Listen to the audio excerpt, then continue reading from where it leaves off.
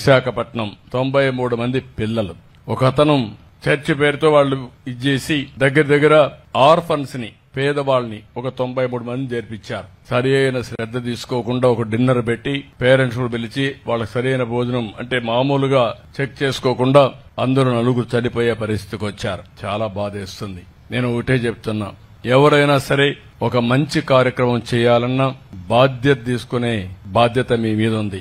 మీరు ఎవరైనా సరే తప్పులు చేసి చనిపోవడానికి వీలు లేదు. అందుకే నేను చెప్పాను, ఇమ్మీడియట్ గా ఆ హాస్టల్ ని క్లోజ్ చేసి, ఆ స్కూల్ ని క్లోజ్ చేసి, ఆ పిల్లల్ని వేరే స్కూల్లో చేర్పించి ప్రభుత్వమే చదివించే బాధ్యత తీసుకుంటామని మీ అందరికి హామీ ఇస్తున్నా. రాష్ట్ర ప్రజానికానికి హామీ ఇస్తున్నా.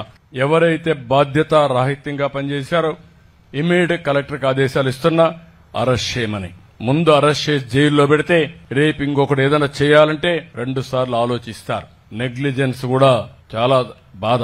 అందుకే అరెస్ట్ చేసి ఏం జరిగింది అన్ని కూడా ఎంక్వైరీ చేసి వాళ్ళందరిపైన యాక్షన్ తీసుకోమని కూడా ఆదేశాలు ఇచ్చాను. చనిపోయిన పిల్లలకు ఒక్కొక్కరికి 10 లక్షల రూపాయలు ఆర్థిక సహాయం చేస్తున్నానని చెప్పి కూడా నేను మీకు తెలియజేస్తున్నా. ఈ ప్రభుత్వం బాధ్యత తీసుకుంటాం.